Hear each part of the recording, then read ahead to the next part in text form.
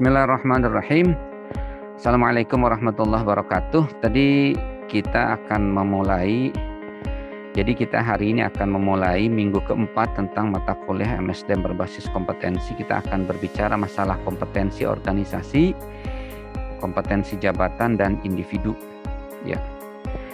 Kompetensi organisasi, kebutuhan kompetensi jabatan, dan kompetensi individu sebagai komponen utama dalam sistem MSDM berbasis kompetensi itu perlu disiapkan dengan seksama.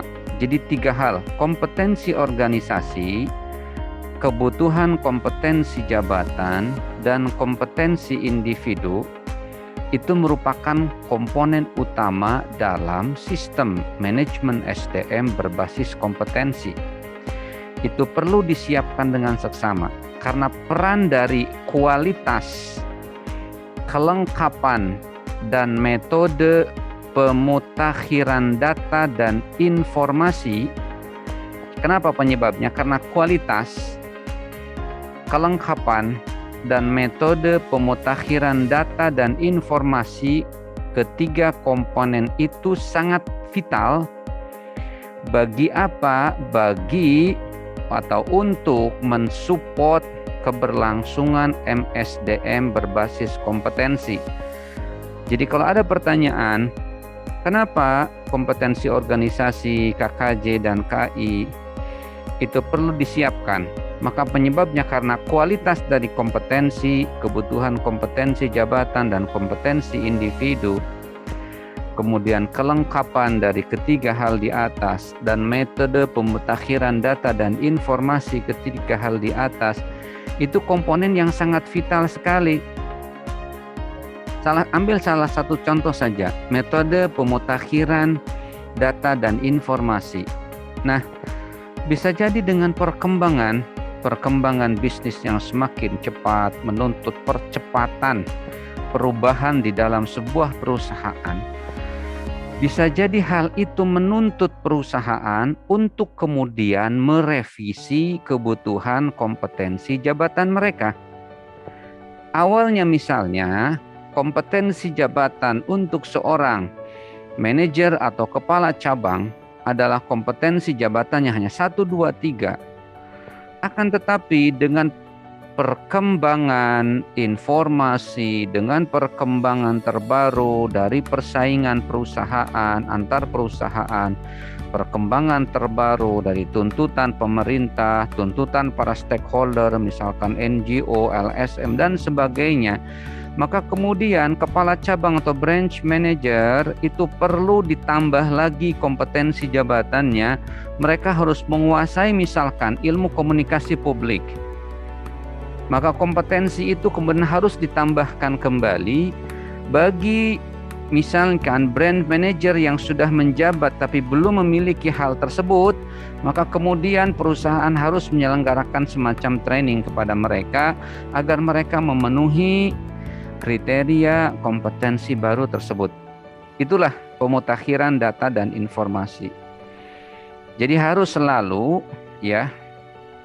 ketiga hal tadi, kompetensi organisasi, kebutuhan kompetensi jabatan, kompetensi individu, itu harus selalu diupdate terus, disiapkan dengan seksama, kemudian disesuaikan dengan kebutuhan situasi dan kondisi. Selanjutnya, kita akan membahas tentang bagaimana model-model kompetensi. Nah, ini yang mungkin nanti Anda semuanya harus paham tentang model kompetensi ini. Ya. Model kompetensi itu ada di antaranya model kompetensi generik. Model kompetensi generik yang dikompilasi oleh Spencer and Spencer dalam bukunya Competence at Work, Model for Superior Performance, merupakan model kompetensi komprehensif pertama yang dibangun berdasarkan penelitian yang dilakukan oleh McClellan tahun 1973. Ini model kompetensi generik yang sudah dibahas di pertemuan kedua dan pertemuan yang ketiga. Ini yang melahirkan 287 model kompetensi, yang dimana 186 model kompetensi tersebut itu diperoleh dari penelitian di Amerika.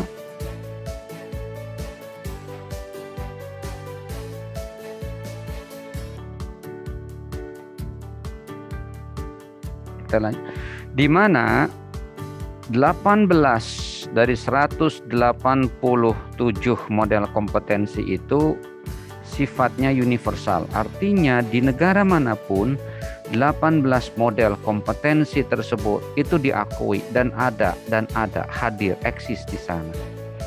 Yang diantaranya, beberapa diantaranya yang saya ingat diantaranya adalah adanya orientasi kepada prestasi atau achievement orientation, kemudian adanya kejujuran atau integrity, kemudian ada lagi berpikir analitis, kemudian berpikir kritis dan seterusnya. Ada 18. Oke. Itu namanya model kompetensi generik, model kompetensi yang sifatnya umum, yang bisa jadi itu dijadikan salah satu rujukan kita ketika kita hendak membuat kamus kompetensi di dalam perusahaan. Ya. Yang kedua adalah model kompetensi clearinghouse.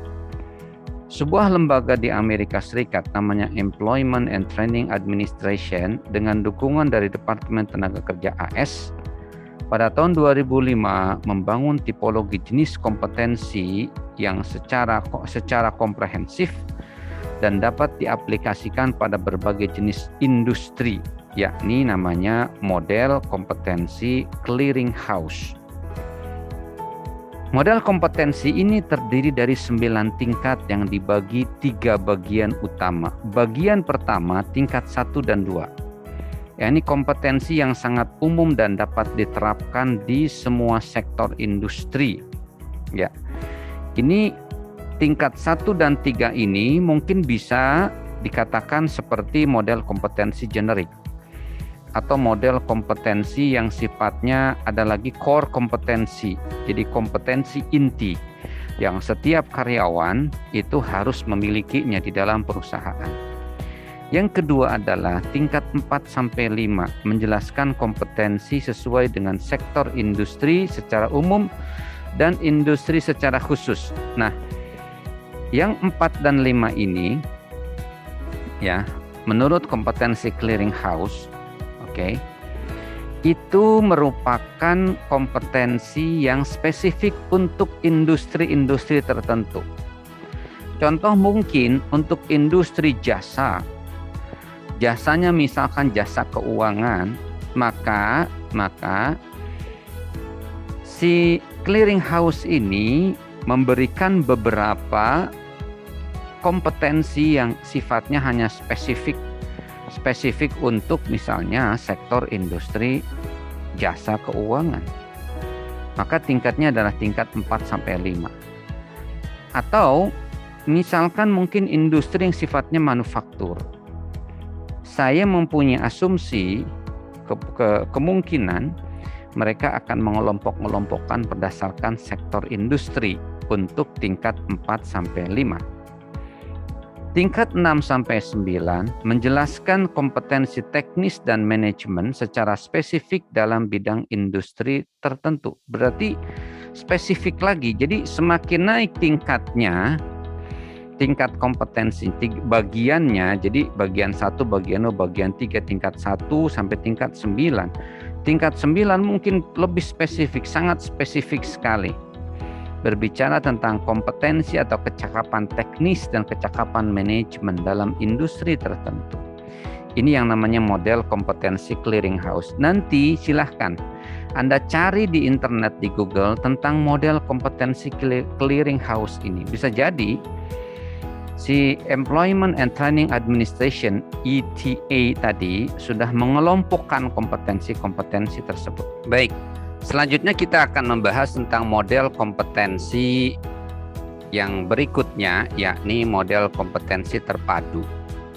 Model kompetensi terpadu itu dimunculkan salah satunya oleh Adriani dan Siswanto yang menambahkan komponen kompetensi teknis yang diadopsi dari model kompetensi clearinghouse. Jadi inilah yang namanya model kompetensi terpadu. Jadi memadukan antara kompetensi teknis atau kompetensi bidang yang diadopsi dari model kompetensi clearinghouse, sehingga kemudian secara umum tahap-tahap yang dilakukan dalam mengembangkan sebuah model kompetensi diawali dengan mengidentifikasi perusahaan dan pegawai dan kinerja superior. Jadi ke atas terlebih dahulu, model kompetensi terpadu ini adalah gabungan dari model kompetensi clearinghouse dan juga model kompetensi dari yang generik. Jadi digabungkan menjadi satu. Menjadilah gabungan kompetensi terpadu. Nah, tahap-tahap yang diperlukan untuk membangun sebuah model kompetensi, sebuah kompetensi atau sebuah kamus kompetensi diawali dengan mengidentifikasi perusahaan dan para pegawai dengan kinerja superior. Jadi bisa jadi gini. Anda misalkan melihat, misalkan perusahaan Anda adalah perusahaan dalam bidang aplikasi. Mungkin perusahaan yang bisa dijadikan model sebagai perusahaan yang kompeten dalam bidang aplikasi. Bisa jadi kalian bisa melihatnya kepada Google misalnya, atau perusahaan Facebook ataupun sejenisnya. Nah, dari sana dengan mengidentifikasi perusahaan-perusahaan yang superior, kita bisa mengambil kompetensi perusahaan seperti apa yang harus dimiliki seperti mereka oleh kita. Dan kemudian bisa jadi yang kedua, kita bisa membangun model kompetensi atau kamus kompetensi di mana di sana terdapat kompetensi-kompetensi inti atau kompetensi pendukung atau kompetensi bidang. Itu dengan mengidentifikasi para pegawai dengan kinerja yang luar biasa. Misalnya di dalam perusahaan itu sudah perusahaan yang berdiri dan di sana ada para pegawai yang luar biasa, kinerjanya demikian sangat bagus, luar biasa. Nah, kira-kira mereka tuh punya kompetensi apa di sana? Nah, itu yang kemudian kita ambil. Itu yang kemudian kompetensi yang kita lihat di sana ada pada diri para pegawai, karyawan atau pimpinan yang kinerjanya superior. Itu yang kemudian kita ambil.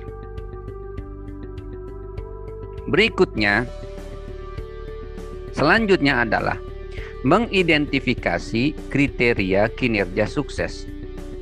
Mengidentifikasi indikator perilaku bagi masing-masing jenis kompetensi untuk menentukan level setiap kompetensi yang telah teridentifikasi. Jadi setelahnya kita melihat, mengamati, menganalisa perusahaan-perusahaan besar yang kompeten, yang sebidang dengan kita. Kemudian setelahnya kita mengidentifikasi para pegawai dengan kinerja superior. Jika misalnya kasusnya kita tuh adalah perusahaan baru, maka mungkin kita akan mengidentifikasi atau mengenali pegawai dengan kinerja superior ada di perusahaan lain atau pada perusahaan lain. Kemudian berikutnya, mengidentifikasi kriteria kinerja sukses. Yang disebut kinerja atau performance yang menuju kesuksesan itu seperti apa sih? Oke. Mungkin kriteria kinerja sukses itu bagi perusahaan ketika dia mendapatkan keuntungan yang besar. Ketika perusahaan bisa memberikan layanan yang seoptimal sebaik mungkin kepada pelanggan.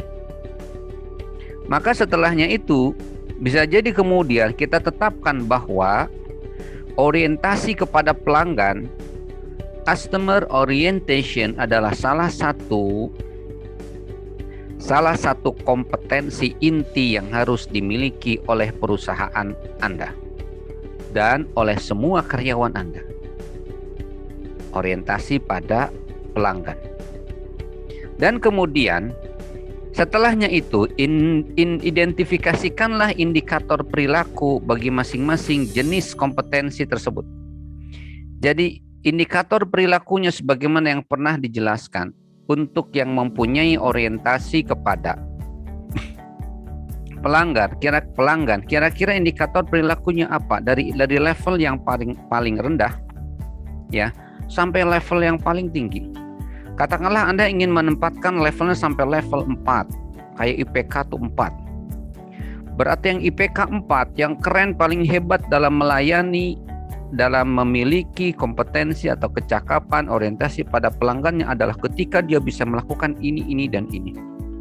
Berarti itu levelnya 4. Itu kinerja, sukses kinerja yang paling tinggi di dalam kompetensi orientasi kepada pelanggan. Selanjutnya,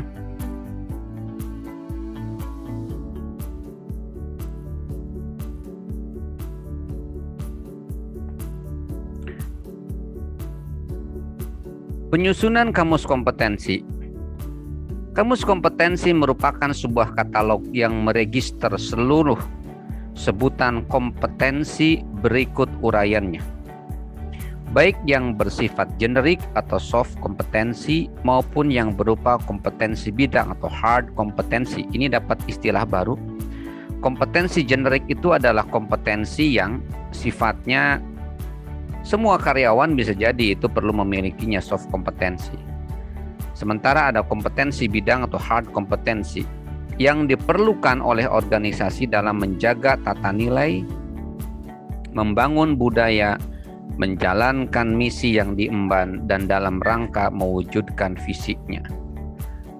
Dari bawah ini menjaga tata nilai, misalkan value yang kalian kembangkan, nilai yang kalian kembangkan, misalkan nilai kepedulian, nilai kebersamaan, nilai pengabdian, nilai mendahulukan orang lain, itu adalah nilai yang mungkin kalian ingin bangun, Anda ingin bangun di dalam perusahaan kalian. Maka dari nilai itu akan terbangun sebuah budaya ketika nilai itu bisa dimiliki oleh semua orang yang ada di dalam perusahaan Anda. Maka jadilah sebuah budaya. Dari budaya tersebut, maka bisa membangun, bisa menjalankan misi. Dengan misi yang terjalankan, maka bisa mencapai visi atau impian dari perusahaan tersebut. Itu diantaranya penyusunan kamus kompetensi atau definisi dari kamus kompetensi. Jadi katalog yang meregister seluruh sebutan kompetensi berikut uraiannya. Ini salah satu contoh. Coba dilihat semuanya dengan clear. Ini ada kompetensi generik atau soft kompetensi, semangat untuk berprestasi. Ini kelompok kompetensi namanya. Ini bentuknya seperti ini ya. Nanti ketika Anda membuat semacam kamus kompetensi, maka ikutilah model seperti ini. Nama dan kode kompetensi. Nomor 1, semangat untuk berprestasi atau bahasa Inggris Achievement Orientation, disingkat ACH. Definisinya adalah derajat kepedulian seseorang terhadap pekerjaannya sehingga ia terdorong berusaha untuk bekerja dengan lebih baik atau di atas standar.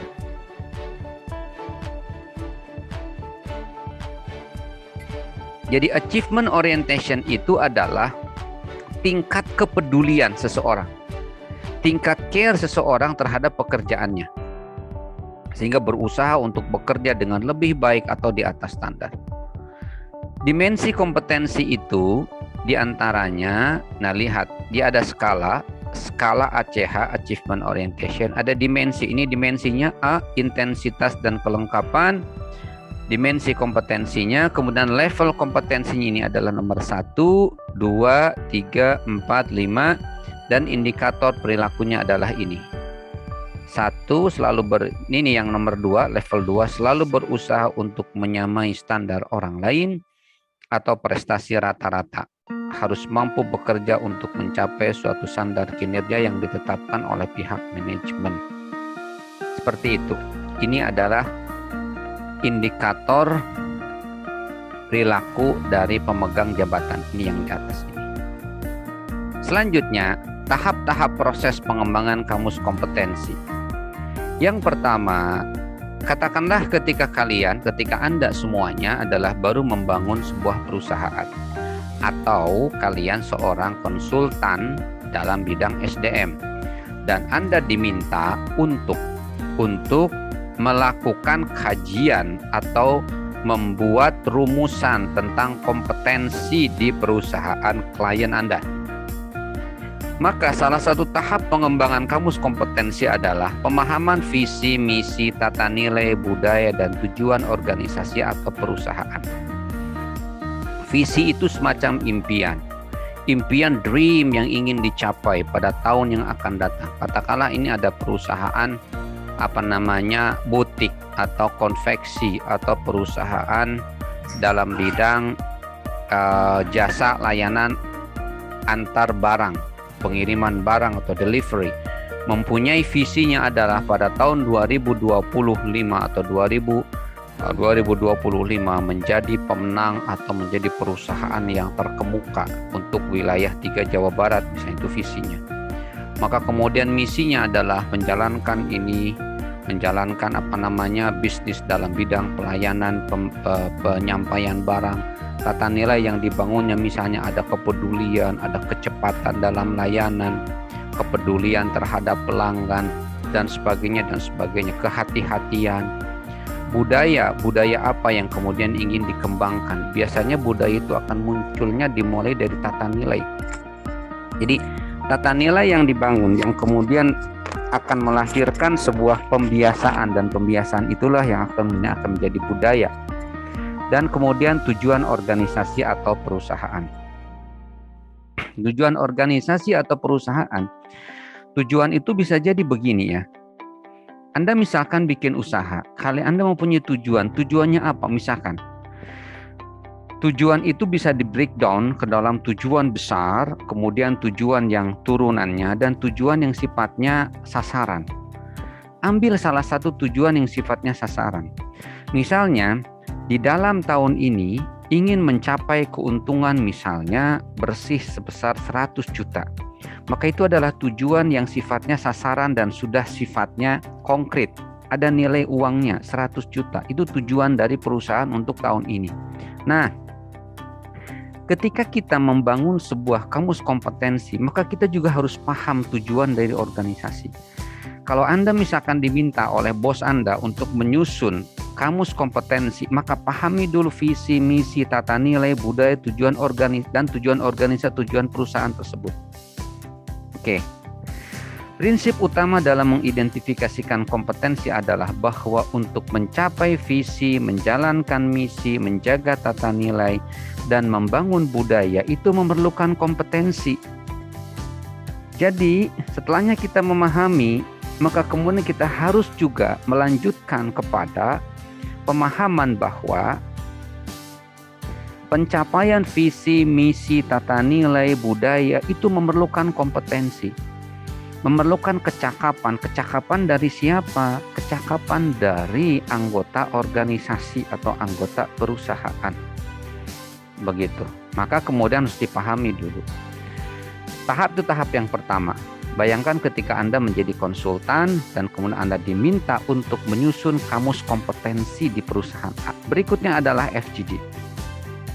Bisa jadi misalnya kelompok dari top leader, top manager, direktur utama, para direktur dikumpulkan bareng.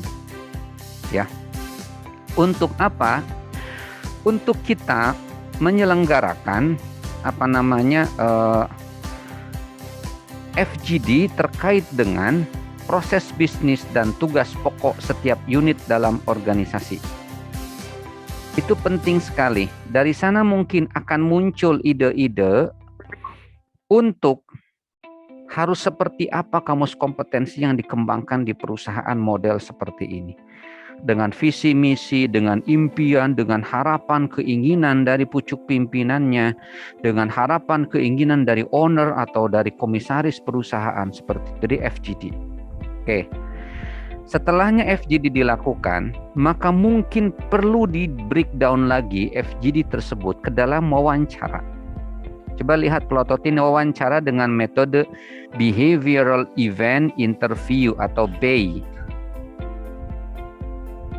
Metode BEI dapat digunakan untuk menggali level kompetensi dan indikator perilaku pada masing-masing kompetensi yang dibutuhkan. Jadi, kita mungkin akan mengambil behavioral, wawancara dilakukan dengan pemegang jabatan yang berkinerja tinggi atau superior.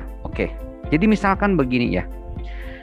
Visi, misi, tata nilai, budaya, tujuan organisasi sudah kita pahami. FGD sudah kita lakukan kepada beberapa kelompok. Misalnya kepada top management, middle management, kemudian low level management. Misalnya seperti itu. FGD sudah kita selenggarakan kepada pimpinan, pucuk pimpinannya sama bawahan-bawahan, misalkan direktur dan wakil direktur, kepada para manajer tengah, misalnya para branch manager, kemudian para supervisor yang paling bawah. Nah, kita sekarang perlu, setelahnya kemudian dari FGD tersebut, kita menemukan, kompetensi yang pas dari FGD yang sudah dilakukan adalah A, B, C, D, dan seterusnya. Tapi kemudian kita perlu menentukan level kompetensi dan indikator perilakunya pada kompetensi A, B, C, D, dan seterusnya itu. Maka kemudian dilakukanlah wawancara. Kepada siapa? Ini. Lihat ke sini, mohon dilihat ke sini. Dilakukan pada pemegang jabatan yang berkinerja tinggi atau superior. Jadi dipilih atau tanya kepada orang-orang yang key person, orang-orang kunci di perusahaan, kira-kira siapa tuh karyawan yang punya kinerja tinggi dan yang luar biasa begitu. Itu siapa saja di antaranya, seperti itu.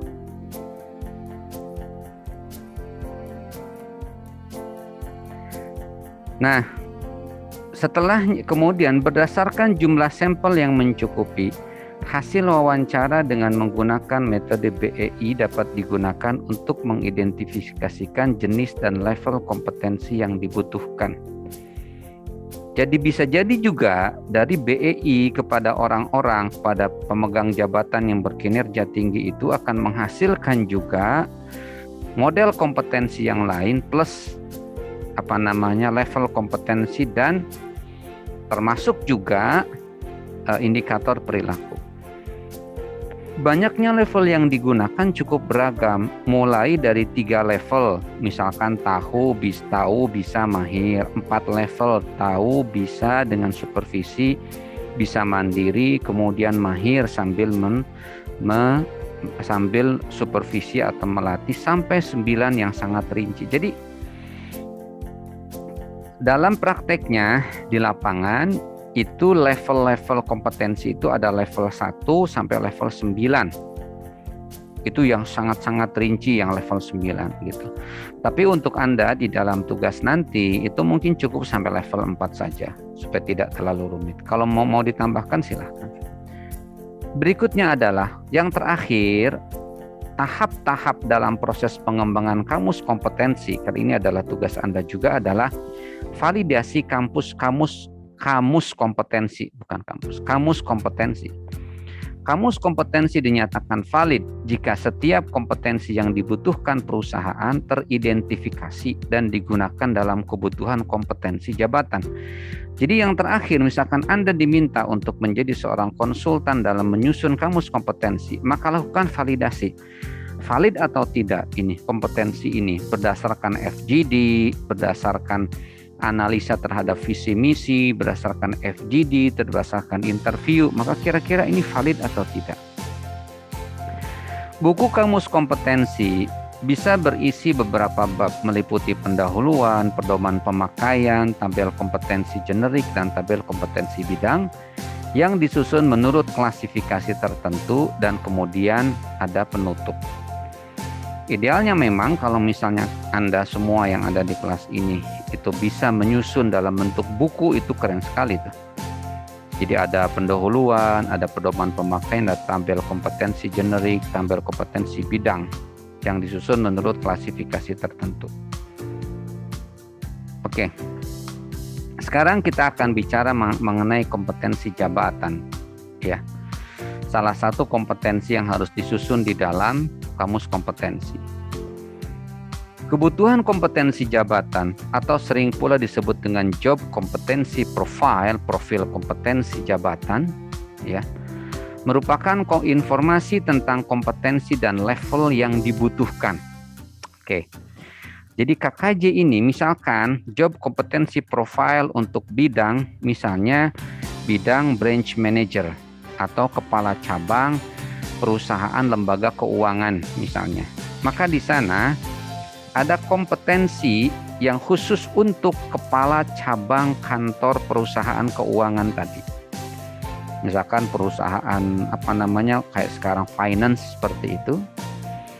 Kompetensinya nanti ada di sana nama kompetensinya atau nomenklaturnya, kemudian ada levelnya, dan kemudian ada indikator perilakunya.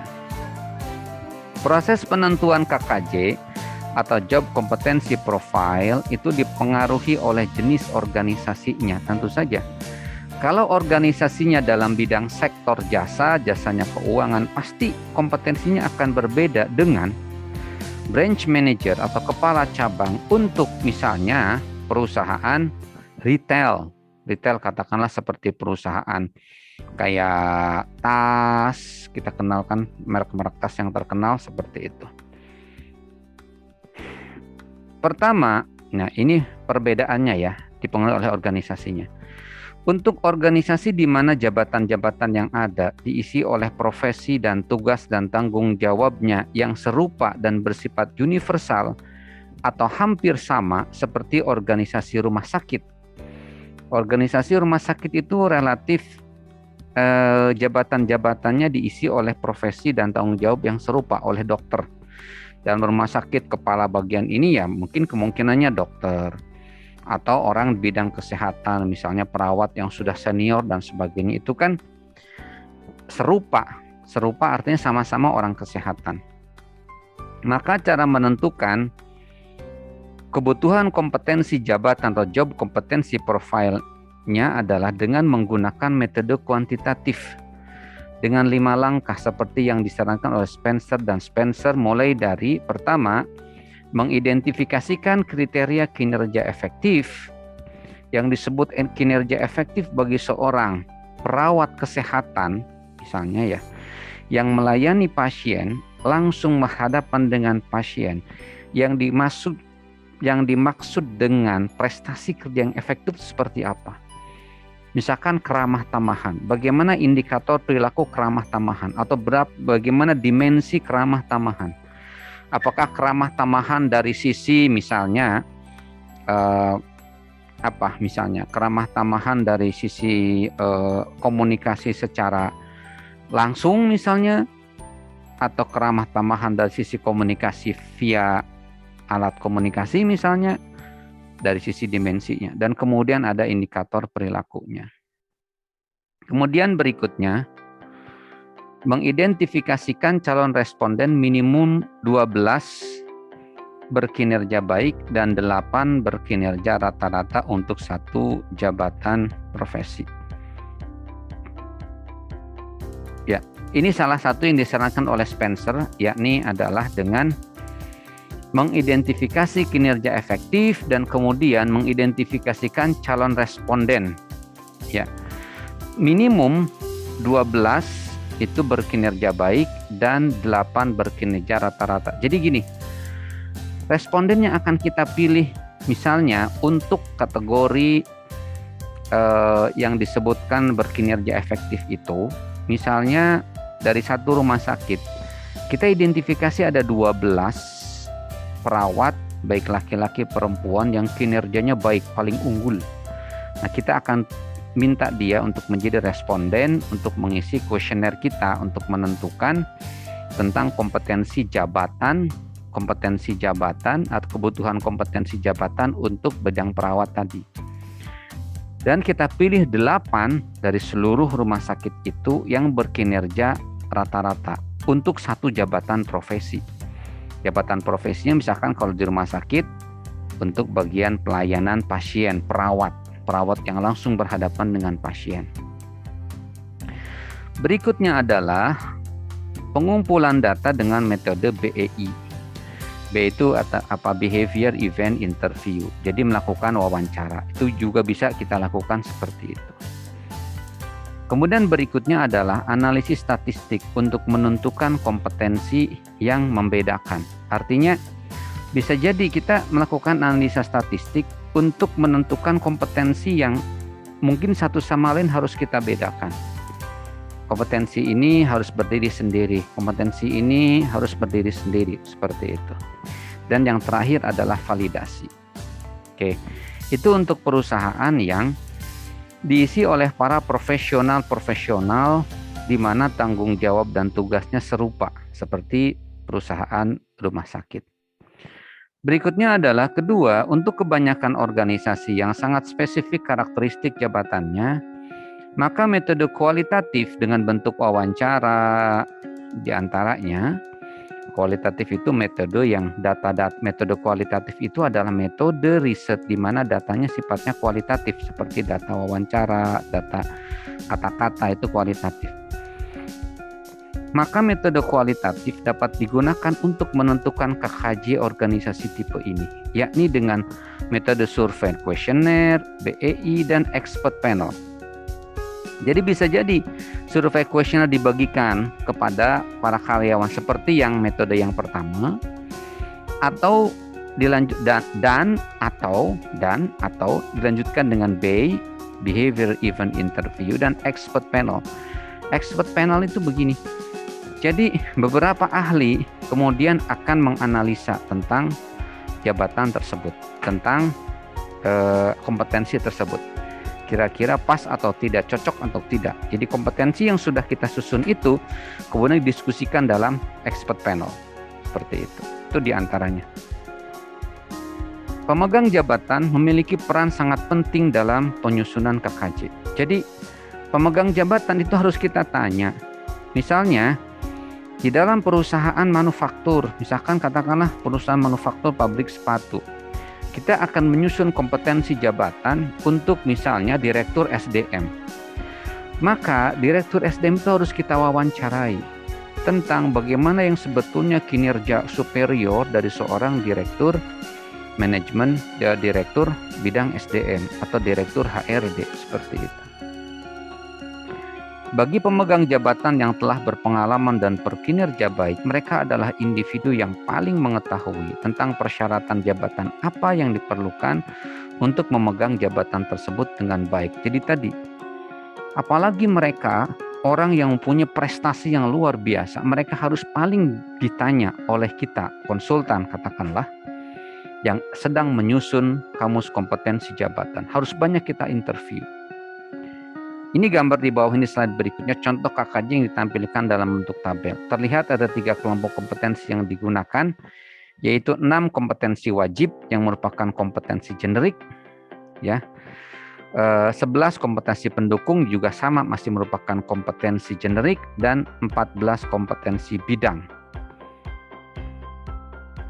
Nah, seperti ini.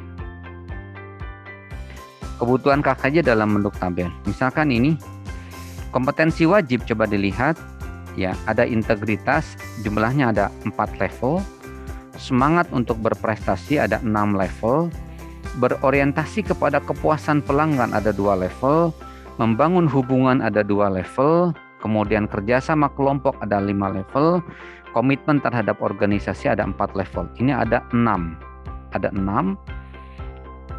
dari kode ada 6 jumlah kelompok kompetensi untuk kompetensi wajib. Berarti ini semua karyawan, semua staf, termasuk di dalamnya pimpinan, harus mempunyai ini, kompetensi ini yang merupakan kompetensi wajib. Dan termasuk ini kompetensi pendukung. Ini kategorinya sebagai kompetensi generik. Kompetensi generik itu ada pembagiannya, ada kompetensi inti, ada kompetensi pendukung atau kompetensi wajib dan kompetensi pendukung. Coba lihat kompetensi pendukungnya apa. Kompetensi pendukungnya ada 11. Perhatian terhadap kejelasan tugas, kualitas dan ketelitian kerja ada 5 level. proaktif, mencari informasi, mengembangkan orang lain, kemampuan mengarahkan, memimpin kelompok, berpikir analitis, berpikir konseptual, keahlian teknikal, pengendalian diri dan percaya diri. Ini levelnya semuanya. Oke. Sekarang lihat yang ke bawah. Ini kompetensi bidang, berarti spesifik untuk bidang-bidang kerja di dalam struktur organisasi perusahaan. Ada akuntansi keuangan, ada 2 level.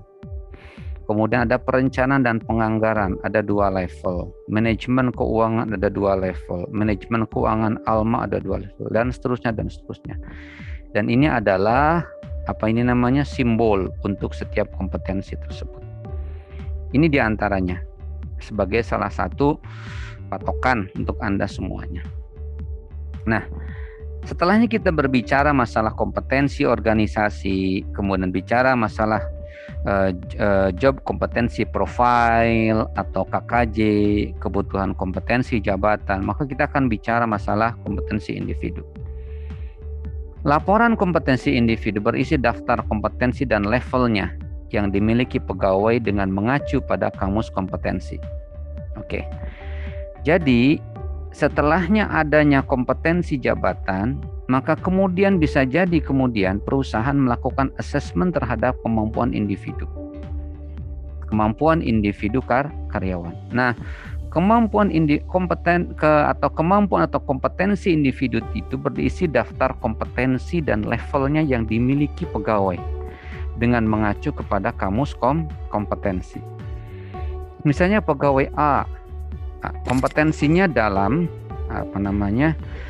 di dalam kompetensi misalkan berorientasi kepada pelanggan, dia misalnya untuk dimensi ini levelnya level 3, kan? Untuk dimensi berikutnya levelnya level 4. Berikutnya untuk misalnya orientasi kepada pelanggan, itu untuk dimensi A levelnya level ini, dimensi B ini, dimensi C ini. Apakah ada Pak kompetensi yang tidak ada dimensinya? Bisa jadi ada. Langsung saja kompetensi langsung kepada indikator perilakunya. Ya. Bisa jadi ada, dan saya kira itu ada. KI atau kompetensi individu yang merupakan daftar kompetensi dan level yang dimiliki pegawai itu dihasilkan dari proses asesmen dengan menggunakan alat ukur yang telah teruji kehandalan dan validitasnya. KI dihasilkan dari proses asesmen. Asesmennya seperti apa? Bisa jadi seperti ini. Melakukan asesmen terhadap kompetensi individu itu bisa jadi dengan melakukan metode biodata. Bisa dilihat di sini, biodata yang berisi riwayat pendidikan dan pelatihan serta riwayat pekerjaan dan prestasinya merupakan proksi. Proksi itu prediktor, penduga, sesuatu yang dengannya kita bisa menduga, mengira-ngira untuk kompetensi pegawai. Dengan riwayat pendidikan, misalnya dia lulusan S3, lulusannya misalkan dia ada dalam bidang ilmu manajemen, kemudian dia misalnya IPK-nya ternyata 3,9. Mungkin kita bisa memprediksi, menduga bahwa dia orang yang kompeten dalam hal misalkan berpikir analitis. Kenapa? Kalau misalnya dia IPK-nya 3,9, lulusan S3, IPK-nya sangat tinggi, maka kemungkinan dia orang yang cerdas, bisa menganalisa. Maka kita bisa katakan dia kompeten dalam kompetensi dalam bidang berpikir analitis, seperti itu. Informasi yang tercakup dalam biodata kemudian dibandingkan dengan dokumen spesifikasi jabatan yang terdiri dari pendidikan formal yang dibutuhkan untuk suatu jabatan, menduduki jabatan, serta pengalaman kerja minimum yang relevan yang harus dimiliki oleh pemegang jabatan. Kemudian metode biodata, bisa jadi kemudian juga selain untuk mengukur dan memprediksi kompetensi, juga kita bisa melakukan untuk membandingkan untuk melihat kesesuaian spesifikasi jabatan, ya kan, sebagaimana yang pernah dijelaskan di pertemuan yang kedua kalau tidak salah, bahwa metode MSDM zaman dahulu itu hanya fokus kepada job specification dan individual qualification. Maka spesifikasi jabatan itu akan melahirkan persyaratan bagi individu yang layak untuk mengisi jabatan tersebut. Seperti itu. Nah, biodata itu akan juga menghasilkan sebuah data dan informasi apakah orang tersebut layak atau tidak menduduki jabatan tersebut. Berikutnya, metode pengukuran kompetensi individu karyawan adalah dengan metode kuesioner.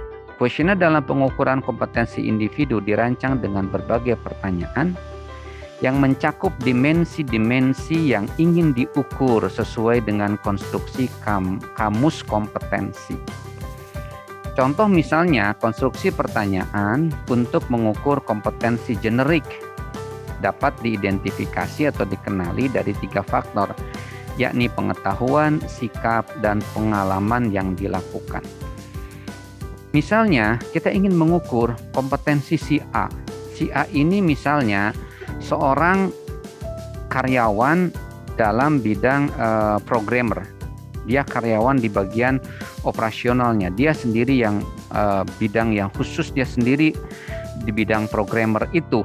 Ya, dia bekerja. Jadi orang yang paling bawah.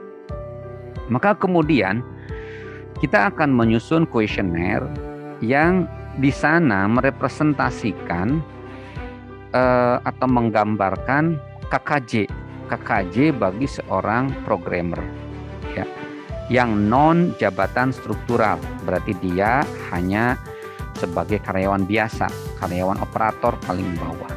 Kita ingin mengukur kompetensi dia.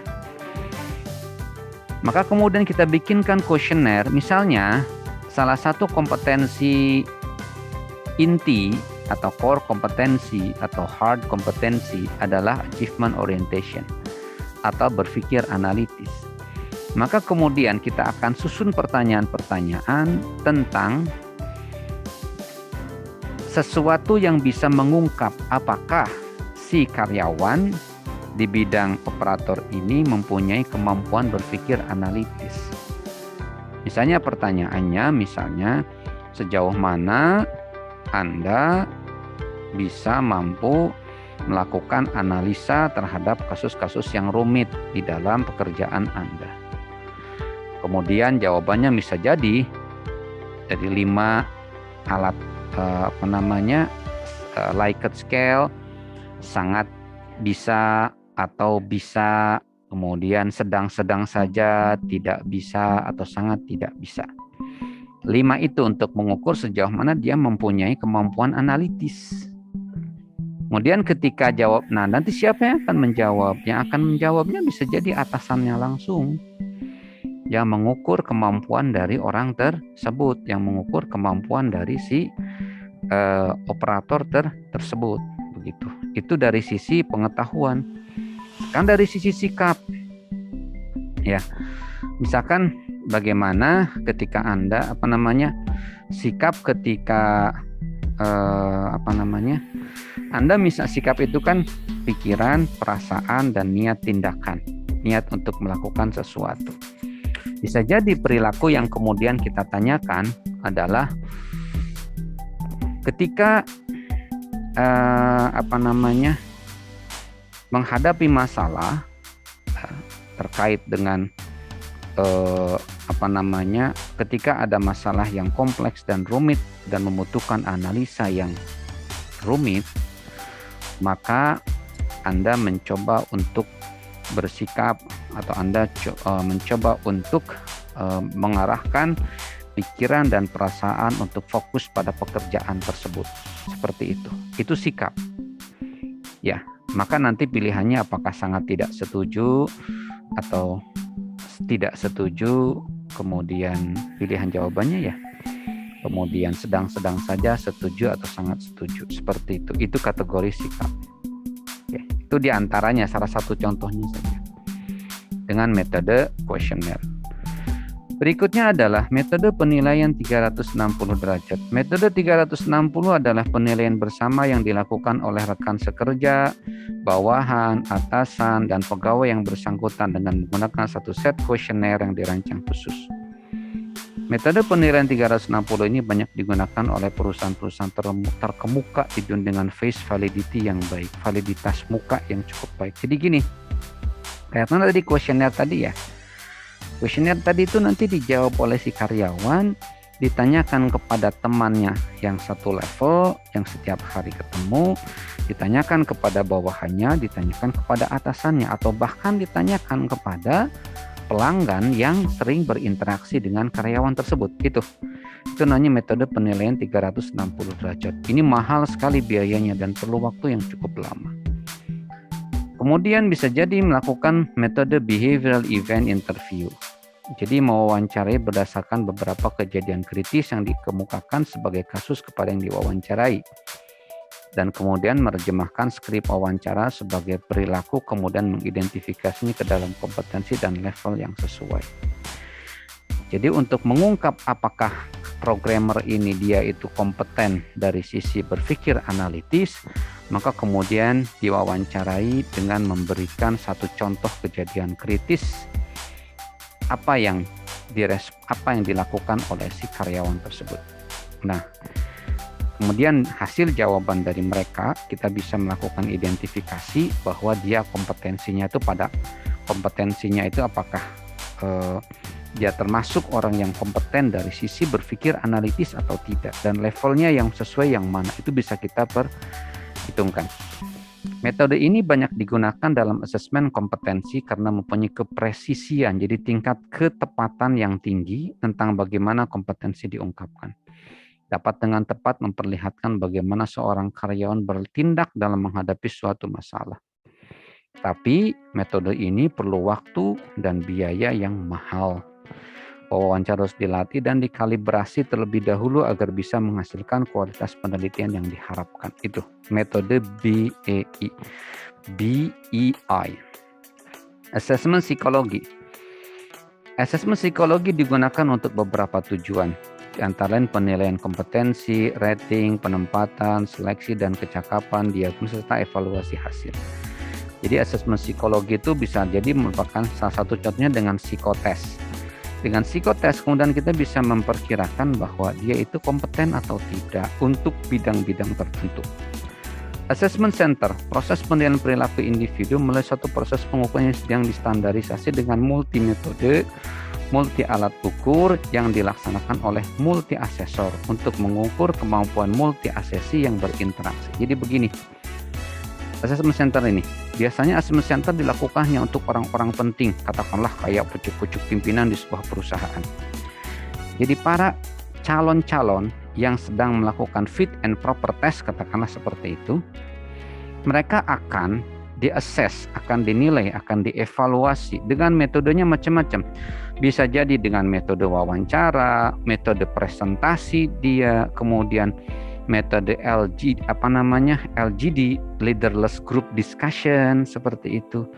Bisa jadi dengan wawancaranya behavioral event interview, salah satunya metode wawancaranya, seperti itu. Bisa jadi juga dia dengan studi kasus, diberikan studi kasus dan dia menjawabnya, seperti itu. Itu dengan multi alat ukur. Yang mengukurnya tidak hanya satu orang, tapi bisa jadi 2-3 orang. 2-3 asesor yang akan menilai, dan kemudian penilaian dari 3 asesor ini akan digabungkan dan kemudian akan diputuskan apakah dia kategorinya kompeten atau tidak. Kompeten untuk satu bidang dengan level yang seperti apa, itu seperti itu, assessment center. Referensi dari profesional untuk menilai kompetensi adalah melibatkan profesional pencari pimpinan yang berbakat.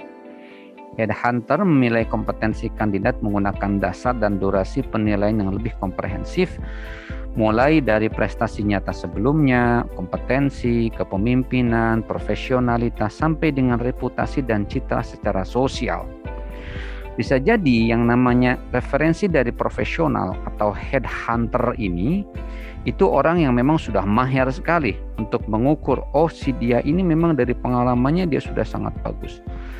dia dari sisi track record-nya, kerjanya itu sudah sangat bagus, kompetensinya sudah sangat bagus. Seperti dia biasanya orang yang sudah ahli dalam melakukan analisa. Saya kira cukup, itu adalah metode pengukuran kompetensi individu. Jadi bisa jadi ini sangat penting ketika kita melakukan kajian atau melakukan analisa atau melakukan penilaian kinerja terhadap karyawan-karyawan di sebuah perusahaan.